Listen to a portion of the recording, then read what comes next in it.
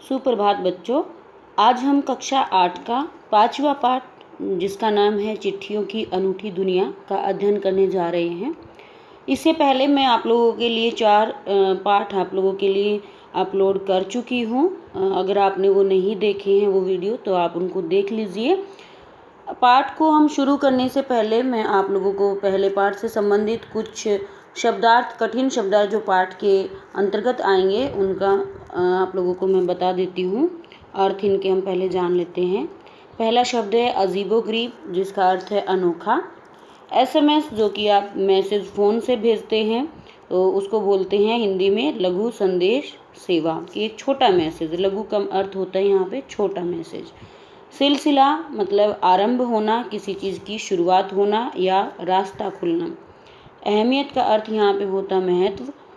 हरकारा एक शब्द पाठ के अंतर्गत आया है, जिसका अर्थ होता है दूत, डाकिया या फिर संदेश पहुँचाने वाला।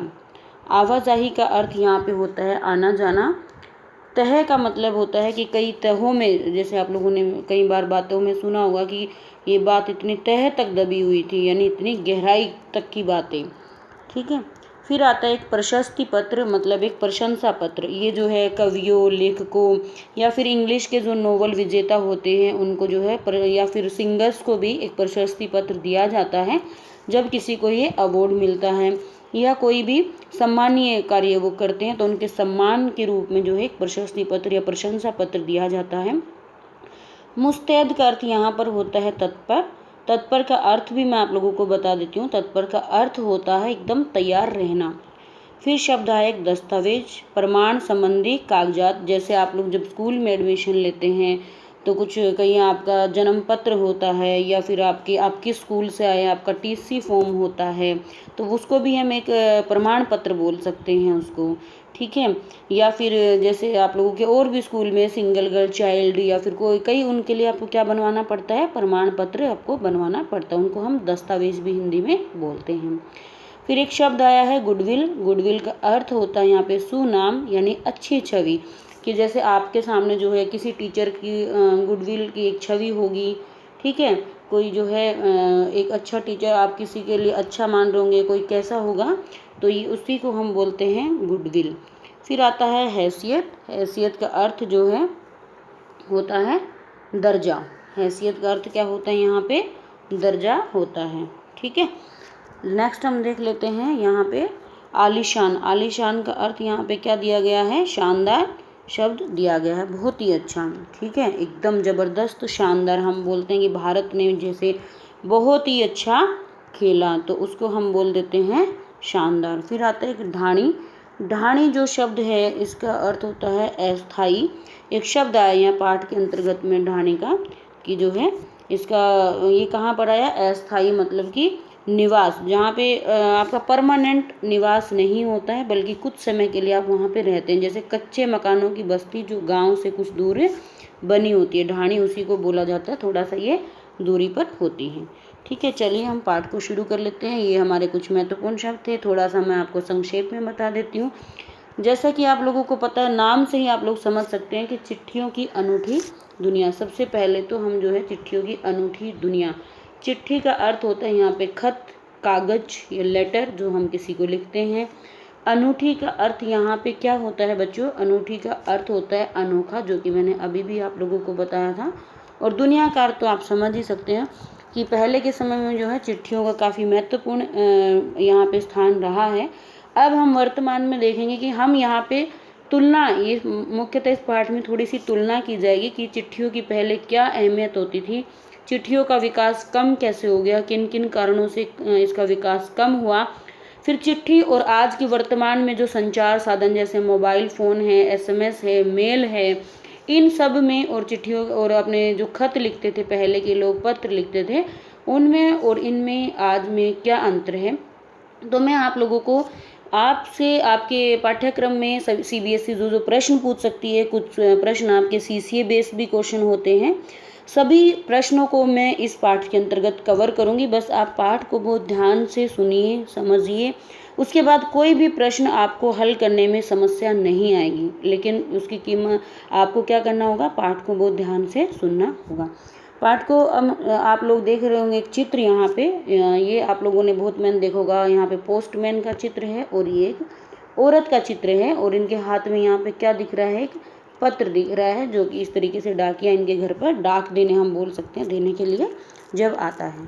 ठीक है, तो सबसे पहले इसका संक्षेप में मैं बता देती हूँ इस लेख में क्या हुआ है। इस पाठ के पहले मैं लेखक बता देती हूँ कौन है, इनके हैं अरविंद कुमार जी। ठीक है, पाठ के लेखक कौन हैं, अरविंद कुमार जी हैं, जो वर्तमान में भी बहुत सारी संस्थाओं में कार्य कर रहे हैं, जैसे वो सांसद में भी हैं, राज्यसभा में भी हैं, और जो है बहुत सारे लेख वो है लिखते रहते हैं। उन्हीं की एक पुस्तक से इस पाठ को यहाँ पर उठाया गया है, जो बहुत ही अच्छे लेखक हैं। ठीक है, बहुत गहरी समझ वो अपने पत्रों में, अपने पाठों में वो उनकी गहरी समझ यहाँ पे झलकती है। ठीक है, तो आप लोगों को थोड़ा सा ये याद रखना है, कभी कभी क्या होता है कि आप लोगों को पैराग्राफ दे दिया जाता है और फिर पूछ लिया जाता है कि पाठ का नाम एवं लेखक का नाम लिखिए, तो आपका यहाँ से 2 नंबर का प्रश्न कभी कभी बन जाता है, तो इसलिए आपको ध्यान रखना है। इस लेख में लेखक ने चिट्ठियों की अनूठी दुनिया के बारे में वर्णन कर यह बताना चाहा है कि भले ही संचार साधनों में दिन प्रतिदिन वृद्धि हो रही है। संचार साधन यहाँ पे एक शब्द आया है, क्या इसका अर्थ क्या होता है, हमारी बातचीत करने का तरीका। हम अपनी बातचीत करने के तरीकों को, जो व्यक्ति हमारे पास नहीं है, बहुत हमसे दूर हैं, तो उनसे हम किन किन माध्यमों से बात कर सकते हैं, उनके लिए दिन प्रतिदिन वृद्धि हो रही है। लेकिन चिट्ठियों की दुनिया निराली है। निराली का अर्थ मतलब बहुत ही अलग दुनिया है। फैक्स, SMS, दूरभाष, ईमेल कितना भी अपना प्रभुत्व जमा ले, लेकिन चिट्ठियां सर्वश्रेष्ठ ही रहेंगी। अब हम इस पाठ में जानेंगे कि चिट्ठियां सर्वश्रेष्ठ कैसे रहेंगी। ठीक है, तो हम बात करते हैं। पत्रों की दुनिया भी अजीबोगरीब है और इसकी उपयोगिता हमेशा से बनी रही है। पत्र जो काम कर सकते हैं वह संचार का आधुनिकतम साधन नहीं कर सकता है। पत्र जैसा संतोष फोन या SMS का संदेश कहाँ दे सकता है। यहाँ पर लेखक क्या कह रहा है कि जो चिट्ठियों में बात होती थी, चिट्ठियों में जो भी कोई किसी को, आप लोगों ने देखा होगा पहले के समय में भी बॉर्डर पे जो सैनिक रहते हैं, पत्र लिखकर अपने, जैसे आप लोगों के माता पिता भी कुछ होंगे, फौजी होंगे, तो आप लोग उनसे ये बात पूछ सकते हैं कि उन्होंने भी कभी अपने जीवन में लेटर लिखा होगा। पुराने समय में आपको लगभग सभी लोगों के अनुभव से आप जान सकते हैं कि सभी लोग पहले लगभग लेटर लिखते थे। ठीक है, तो उनमें बहुत ही गहराई होती थी और ऐसा उनमें प्रेम होता था कि पत्रों को कई बार पढ़ा जा सकता था। अब जैसे पत्र जैसा संतोष मतलब एक सेटिस्फेक्शन, अभी जो हम फ़ोन पे बात कर लेते हैं या SMS हम हमारे पास आता है, तो वो उतना उपयोगी नहीं है। उपयोगी है लेकिन वो क्षणिक टाइम के लिए, क्षणिक समय के लिए है, कम समय के लिए वो उपयोगी है, ज़्यादा समय के लिए वो उपयोगी नहीं है। क्योंकि पत्रों को हम कितनी बार भी पढ़ सकते थे बच्चों, लेकिन यहाँ पर फ़ोन और आधुनिकतम संचार साधनों की एक लिमिट है, एक सीमा है, जिनको हम एक सीमा के बाद जो है उनको हम मैसेज को डिलीट कर देते हैं या उनको हम सेव करके नहीं रख पाते हैं, लेकिन हम चिट्ठियों को बहुत ही संभाल कर रख सकते थे। तो यही बात यहाँ पर लेखक कह रहा है, भले ही संचार साधन के कितने भी बढ़ गए हों, लेकिन चिट्ठियों में जो एक मज़ा आता था, जो एक गहराई थी, जो एक रिश्तों के प्रति प्रेम था, वो जो है आजकल के मैसेज या फ़ोन में नहीं है। पत्र एक नया सिलसिला, नई एक शुरुआत करते हैं। पत्र राजनीति, साहित्य और कला के क्षेत्रों में तमाम विवाद और नई घटनाओं की जड़ भी पत्र ही होते हैं। तो ये यहाँ पे थोड़ा सा इन्होंने बताया है। ठीक है, मैं इसमें महत्वपूर्ण बिंदु आपको बताती जाऊंगी जो आपके एग्जाम के पॉइंट ऑफ व्यू से बहुत महत्वपूर्ण है और पाठ भी आप समझ जाओगे। आप पत्रों से समझ सकते हैं, कभी अगर किसी का झगड़ा हो गया या कुछ हो गया तो पहले के व्यक्ति क्या करते थे कि जो है पत्र लिखते थे और उस पत्र के माध्यम से अपनी भावनाओं को वो व्यक्त करते थे। जब वो लिखते थे तो सामने वाले के लिए ऑटोमेटिक ही एक प्रेम की भावना उत्पन्न हो जाती थी। आप लोगों ने डायरी भी, यदि आप लोग लिखते हो, जैसे डायरी यदि आप लिखते हो, आपका किसी चीज़ के लिए परेशान हो और अगर आप लिखते हो उस चीज़ को, तो उसके बाद आपको एक सॉल्यूशन उसमें खुद पे खुद मिलेगा। तो इसलिए पत्र भी ऐसे ही होते थे। ठीक है, पत्र को यहाँ पे अलग अलग नामों से जाना जाता है। देखिए, ये बहुत ही महत्वपूर्ण प्रश्न है जो आपके एग्जाम के पॉइंट ऑफ व्यू से बहुत महत्वपूर्ण है बच्चों। यहाँ से क्वेश्चन पूछा जाता है, पत्र को उर्दू में क्या कहा जाता है, खत कहा जाता है। संस्कृत में जो हम आज हिंदी में जो शब्द पढ़ते हैं पत्र, वो कहाँ से लिया गया है, संस्कृत शब्द से लिया गया है। ये एक कैसा शब्द है, तत्सम शब्द है। तत्सम शब्द कौन से होते हैं? जो संस्कृत भाषा से लिए हुए होते हैं। मैं कुछ कुछ व्याकरण आपको बताती चलूँगी ताकि आप लोगों की हिंदी के प्रति और थोड़ी रुचि पैदा हो। कन्नड़ में इसको क्या कहा जाता है? पत्र को कागज कहा जाता है। तेलुगु में यहाँ पे उत्तरम कहा जाता है, और जाबू और लेख, और तमिल में कड़ित कहा जाता है। ठीक है, तो आगे लेखक क्या कहते हैं ये आप लोगों को सभी को याद रखना, 1 नंबर में प्रश्न पूछा जा सकता है। पत्र यादों को सहेज कर रखते हैं, इसमें कोई भी संदेह नहीं है, क्योंकि हम पत्र को यादों को क्यों संजो कर रखते हैं पत्र? क्योंकि हम एक पत्र को कितनी बार भी यहाँ पे पढ़ सकते हैं। हर एक की अपनी एक कला होती है। देखो पत्रों में क्या होता है बच्चों, कोई लेटर बहुत बड़ा लिखता है, आपने देखा होगा, और कोई लेटर छोटा सा होता है। तो कुछ व्यक्ति ऐसे होते हैं जो अपने पत्र में खुलकर अपनी बात को रखते हैं, और कुछ लोग ऐसे होते हैं जो पत्रों में सीमित बातें लिखते हैं, बस महत्वपूर्ण ही बातें लिखते हैं। तो ये एक लोगों पर ही डिपेंड करता है कि वो किस तरीके की शैली पत्रों में अपनाते हैं। ठीक है, आगे हम बढ़ते हैं। भारत में ही रोज 4.5 करोड़ चिट्ठियां डाक में डाली जाती हैं, जो साबित करती हैं कि पत्र कितनी अहमियत है। तो आप वर्तमान में भी देख सकते होंगे कि डाक द्वारा जो है कि डाक की व्यवस्था हमारे भारत में अभी भी है। जैसे मेरा ज्वाइनिंग लेटर जो है अभी भी डाक व्यवस्था के माध्यम से 2019 का डाक की व्यवस्था के माध्यम से ही आया था। जैसे आप लोग भी जब सेलेक्ट हो जाओगे और आपका ज्वाइनिंग लेटर जो होता है वो डाक व्यवस्था के माध्यम से ही डाक आपके घर देने के लिए आता है। या फिर मैं बात करूं चैनल का जो पिन कोड है वो भी डाक के माध्यम से ही हमारे तक पहुंच पाता है। तो डाक की जो व्यवस्था है भारत में ही नहीं बल्कि विश्व में भी बहुत ही महत्वपूर्ण है। ठीक है, तो पंडित जवाहरलाल नेहरू ने सन 1953 में ये सही कहा था कि हजारों सालों तक संचार का साधन केवल हरकारे रनर्स, मैंने हरकारे यहाँ पे बताया था आप लोगों को एक शब्द, इसका अर्थ क्या होता है? डाकिया, यानी डाक ही पहुँचाने का कार्य करते थे। पहले केवल कौन पहुँचाता था पत्र हमारे तक? केवल डाकिया ही पहुँचाता था। लेकिन वर्तमान में उसके बाद क्या हुआ? धीरे धीरे फिर तेज घोड़ों का विकास हुआ, उसके बाद पहिए का विकास हुआ कि जैसे जैसे संचार साधन बढ़े तो फिर जो है डाकिए की अहमियत थोड़ी कम होती गई, और उसके बाद जो है इन साधनों का विकास होता गया। अब जो है वर्तमान में रेलवे और तार ने भारी बदलाव किया है। अब जो है डाक व्यवस्था जो है तार के माध्यम से और रेलवे के माध्यम से भी भेजी जाती है।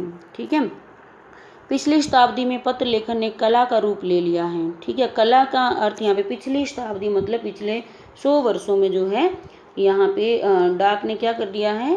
एक कला क्या समझते हो? कला का अर्थ यहाँ पे क्या है कि ये अपने आप में कला बन चुकी है, एक आपका बोलते हैं आप आपका टैलेंट। वर्तमान में हम इसको इंग्लिश शब्द है कला की टैलेंट ये बन चुका है।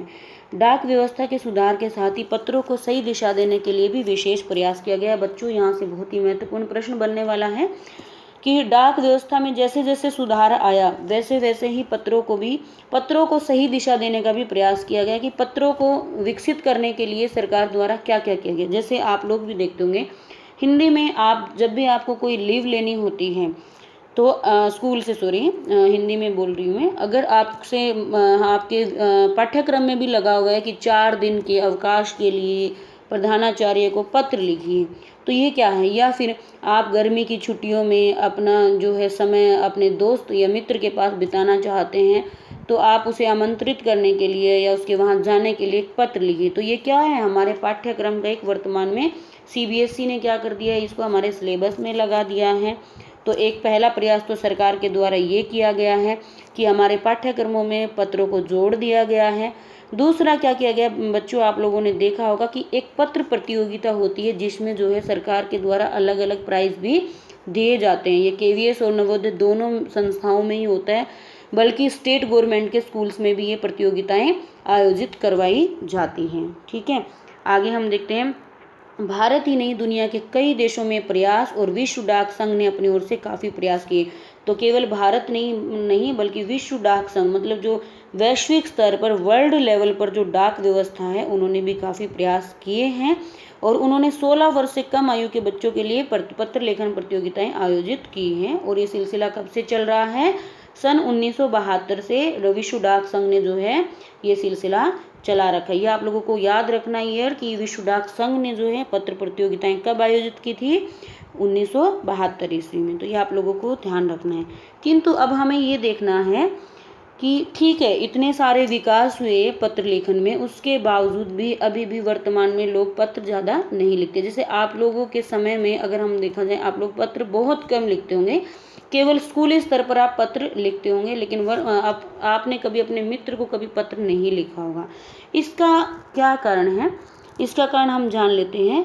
यह सही है कि खास तौर पर बड़े शहरों और महानगरों में संचार साधनों की तेज विकास और अन्य कारणों से पत्रों की आवाजाही प्रभावित हुई है। मतलब क्या है कि बड़े बड़े शहरों और महानगरों में, जैसे महाराष्ट्र में पुणे एक बड़ा सिटी है, दिल्ली एक महानगर है, बड़े बड़े महानगरों में क्या हुआ है कि यहाँ पर फ़ोन की SMS की सुविधाएं बहुत ज़्यादा है, मेल की सुविधाएं बहुत ज़्यादा है, फैक्स व्यवस्था बहुत ज़्यादा है।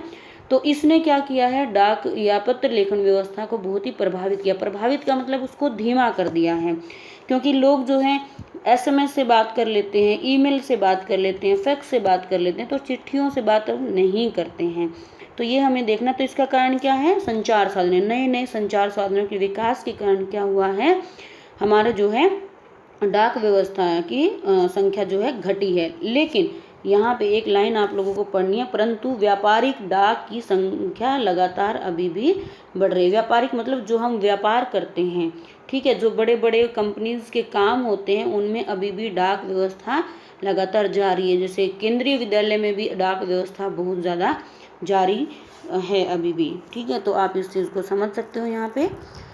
तो जहाँ तक पत्रों का सवाल है, अगर आप बारीकी से उसके तह में जाएंगे तो आपको ऐसा कोई नहीं मिलेगा जिसने कभी पत्र लिखा ना हो। मैंने आप लोगों से पहले ही कहा है कि आप अपने माता पिता से, अपने दादा दादी से ये क्वेश्चन ज़रूर पूछिएगा कि आप लोगों ने क्या कभी किसी को पत्र लिखा है, क्या कभी लेटर लिखा है। तो आप उनसे चिट्ठियों की अनूठी दुनिया के बारे में जान पाएंगे कि पहले पत्र कितने महत्वपूर्ण होते थे। और मैं आप लोगों को एक गाना भी बताऊँगी। जैसे आपने एक गाना सुना होगा कि कबूतर जा जा जा चिट्ठी ले आ।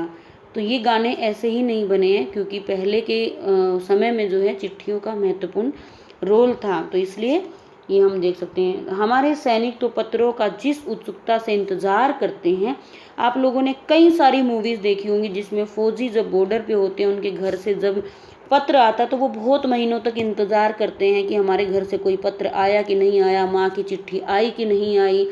तो ये जो चीज़ें हैं ये आप देख सकते हैं इस तरीके से कि पहले के समय में पत्रों की कितनी ज़्यादा महत्वपूर्ण भूमिका थी, ठीक है। एक दौर था जब लोग पत्रों का महीनों तक इंतज़ार करते थे, पर अब बात वह नहीं है। परिवहन साधनों के विकास ने दूरी बहुत घटा दी है।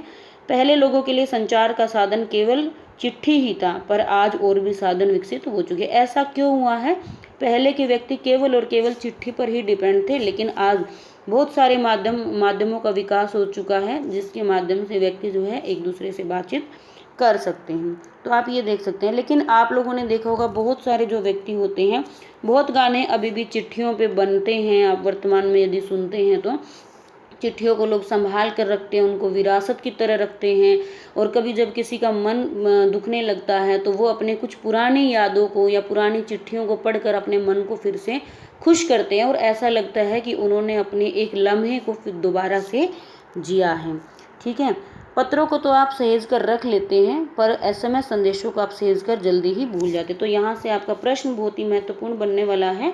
क्या प्रश्न बनेगा बच्चों? यहाँ से ये प्रश्न बनेगा कि किस प्रकार से जो है चिट्ठियाँ जो है वर्तमान परिवहन के साधनों से या वर्तमान SMS संदेशों से ज़्यादा महत्वपूर्ण है। तो क्यों है?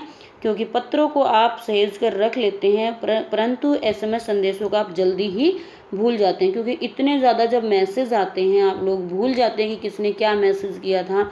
तो उतनी ज़्यादा एक भावुकता या भावना या उसमें एक रिलेशन की बात या प्रेम की बात जो है उतनी झलकती नहीं है। लेकिन चिट्ठियाँ, व्यक्ति 1 महीने में 2 महीने में किसी को चिट्ठी लिखता था, तो उन चिट्ठियों को सहेज कर रखता था और व्यक्ति दोबारा से उनको पढ़ सकता था।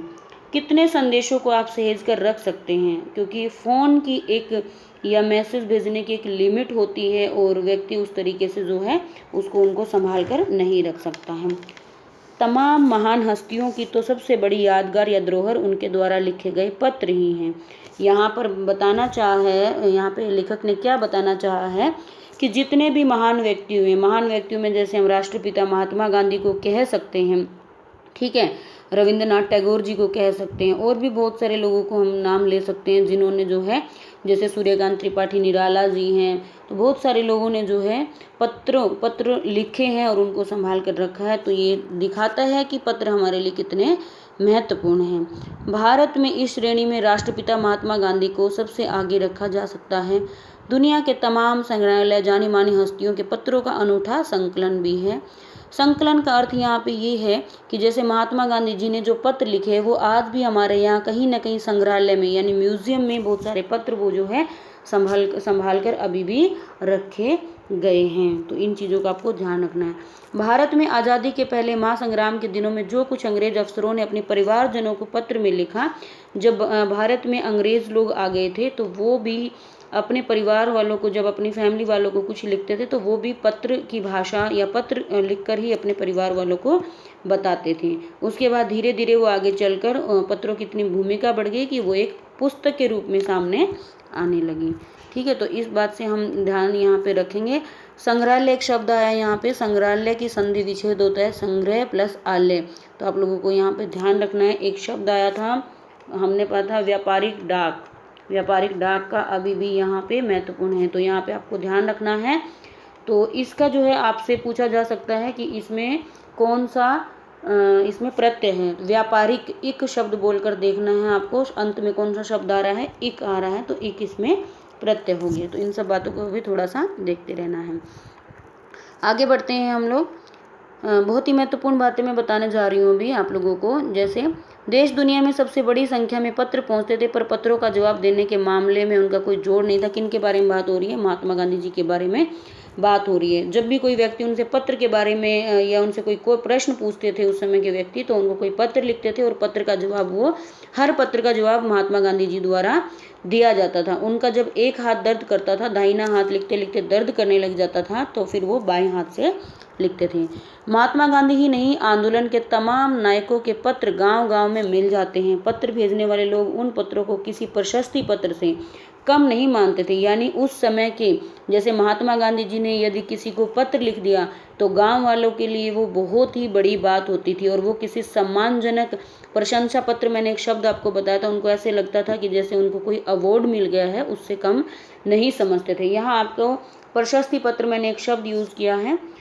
तो आपसे पेपर में पूछा जा सकता है कि पत्र शब्द से दो ऐसे शब्द बनाइए जिसमें पत्र शब्द का प्रयोग हो। जैसे आप एक शब्द बना सकते हैं प्रशस्ति पत्र, दूसरा शब्द बना सकते हैं प्रशंसा पत्र। इस तरीके के शब्दों का भी आप लोगों को ध्यान रखना है। या आपके भाषा का खंड जो आपके प्रश्न उत्तर हैं उसमें इस तरीके के प्रश्न आएंगे, तो आप लोगों को उसको हल करना है। ठीक है, तो ये बातें हो गई अपने। वास्तव में पत्र किसी दस्तावेज से कम नहीं है। पत्र के 200 पत्र यहाँ पे पंत सुमित्रा नंदन पंत यहाँ पे एक हिंदी के बड़े ही कवि हैं। उन्होंने 200 पत्र जो है किनके नाम पर लिखे हैं? हरिवंश राय बच्चन के नाम पे लिखे हैं। निराला के पत्र का क्या नाम है? हमको लिखो है कहा। ठीक है, ये आपको याद रखना, पूछा जा सकता है। और पत्रों के आईने में दयानंद सरस्वती समेत कई पुस्तकें आपको मिल जाएगी। कहा जाता है कि प्रेमचंद खासतौर पर नए लेखकों को बहुत प्रेरक जवाब देते थे और पत्रों के जवाब में वे बहुत ही मुस्तैद रहते थे। मुस्तैद मतलब तत्पर मतलब कि तैयार रहना। कोई भी अगर उनसे कोई प्रश्न पूछता था, मुंशी प्रेमचंद हिंदी साहित्य के बहुत बड़े ही महान साहित्यकार थे। ठीक है, जिन्होंने हिंदी भाषा के विकास में बहुत ही महत्वपूर्ण योगदान दिया, और उन्होंने समाज की जो सच्चाइयाँ थी उनको अपने किताबों में उतारा। ठीक है, तो उनके बारे में यहाँ पे बात हो रही है। रविंद्रनाथ टैगोर के पत्र भी बहुत ही प्रेरक रहे हैं। महात्मा और कवि के नाम से महात्मा गांधी और रविंद्रनाथ टैगोर के बीच सन 1915 से 1941 के बीच के पत्राचार का संग्रह प्रकाशित हुआ है। यहाँ पर क्या कहना चाह रहे हैं आप लोगों को ये समझना है कि महात्मा गांधी और रविंद्रनाथ टैगोर के बीच में लगातार पत्रों के माध्यम से बातचीत होती थी। कब से? जब से 1915 से लेकर 1941 तक। उसका बाद में क्या हुआ है कि पत्राचार का संग्रह प्रकाशित हुआ। मतलब बाद में इतने पत्र हो गए कि उनकी एक संग्रह मतलब कि एक पुस्तक उनको निकालनी पड़ी, जो आज भी वर्तमान में भी देखी जा सकती है कि उन्होंने पत्रों में कौन कौन सी बात की। पत्र व्यवहार की परंपरा भारत में बहुत पुरानी है, पर इसका असली विकास कब हुआ है? आज़ादी के बाद ही हुआ है। तमाम सरकारी विभागों की तुलना में सबसे ज़्यादा गुडविल डाक विभाग की है। ठीक है, मतलब सबसे ज़्यादा विकास जो है किसने किया है? डाक विभाग ने इसके लिए प्रयास किया है। फिर उसके बाद इसको पाठ्यक्रमों में जोड़ा गया है। ठीक है, तो प्रतियोगिताएं विश्व डाक संघ ने भी इसके लिए बहुत महत्वपूर्ण कार्य किए हैं। जैसे मैंने आप लोगों को बताया था कि विश्व डाक संघ ने जो है इसके लिए 1972 से प्रतियोगिताएं आयोजित करवाना शुरू किए। और इस पैराग्राफ में बताया है कि पत्रों की जो अहमियत है वो चाहे कोई जंगल में रह रहा हो, चाहे कोई शहरी आलीशान हवेलियों में हो, या या कहीं झोपड़ पट्टियों में रह रहा हो, या कोई ढाणियों में रह रहा हो, दूर दूर तक जो है पत्रों का विकास हुआ है। लोगों ने बहुत ही पत्र लिखे हैं दूर देहात में। लेकिन अभी हम बात यहाँ पे लेखक अभी क्या कहना चाह रहे हैं, बहुत ही महत्वपूर्ण बात क्या कहना चाह रहे हैं लेखक, कि वर्तमान में हम ये नहीं कह सकते कि अगर नए नए साधन आ गए हैं तो पत्रों की पूरी महत्वता खत्म हो गई है। ये हम नहीं कह सकते, क्योंकि बहुत सारे मनी ऑर्डर अभी भी जो है हमें डाक के माध्यम से हमारे पास आते हैं। जैसे जो गरीब लोग होते हैं, जिनके पास मोबाइल की व्यवस्था नहीं है, या जिनके पास इतनी सुविधा, जो इतने पढ़े लिखे नहीं है कि वो ईमेल और फैक्स के अंतर को समझ पाए, उनके लिए आज भी पत्र उतने ही महत्वपूर्ण भूमिका निभा रहे हैं जितनी पहले के समय में निभाते। तो इस पैराग्राफ में लेखक यही कहना चाह रहे हैं कि दूर देहात में लाखों गरीब घरों में चूल्हे मनी ऑर्डर अर्थव्यवस्था से ही जलते हैं। मतलब उनको जो पैसे हैं, जैसे कोई किसी का बच्चा है वो बाहर पढ़ रहा है, नौकरी लग गया, लेकिन उनके माता पिता बहुत अनपढ़ हैं, तो वो बच्चा कैसे, अब उनको तो उनके माता पिता को ना अकाउंट चलाना आता है, ना ही उनको क्या आता है, उनको पैसे निकालना आता है। और आज के समय में इतना भ्रष्टाचार का समय है, तो वो बार बार ये भी नहीं कह सकते हैं कि हमारे पैसे निकलवाओ किसी से। या फिर कई गांव तो ऐसे इतने पिछड़े हुए हैं कि वहाँ पर कोई भी एटीएम व्यवस्था ही नहीं है। ऐसे में वहाँ पे कौन पहुँचते हैं? ऐसे में वहाँ पे मनी ऑर्डर, जो कि विश्व डाक, अपनी जो डाक व्यवस्था है, डाक व्यवस्था के माध्यम से पैसे उनको भेजे जाते हैं। लोग भी आज भी जो है लोग डाक पर या पत्रों पर बहुत ही निर्भर हैं। गांव या गरीब बस्तियों में चिट्ठी या मनी ऑर्डर लेकर पहुंचने वाला डाकिया देवदूत के रूप में देखा जाता है। और जैसे ही डाकिया वो पैसे की चिट्ठी लेकर पहुंचता है, तो देवदूत यहाँ पर जो उसको भगवान के दूत से कम नहीं मानते गांव के लोग, क्योंकि एक तरीके से वो उनकी बहुत बड़ी मदद कर रहा है। अगर उनके पास कोई चिट्ठी लेकर जाता है, जो अनपढ़ व्यक्ति हैं, उनको कोई फ़ोन नहीं, उनको पता नहीं है कि उनके बच्चे कैसे हैं, तो ऐसे में बच्चे अगर बॉर्डर पे हैं उनके माता पिता, तो उनको चिट्ठी के माध्यम से, जो कि गांव का कोई भी व्यक्ति पढ़कर उनको सुना सकता है, इसलिए वो डाकिये को किस रूप में देखते हैं? देवदूत के रूप में देखते हैं। तो ये क्वेश्चन भी यहाँ से बहुत ही महत्वपूर्ण बन सकता है। मैं आशा करती हूँ कि सभी विद्यार्थियों को मेरा पाठ वो है बहुत ही अच्छा लगा होगा। पाठ बहुत ही रोचक था, और इससे संबंधित प्रश्नों को हम हल करेंगे। आप लोगों को मिलते हैं नेक्स्ट वीडियो में। तब तक के लिए जय हिंद, वंदे मातरम।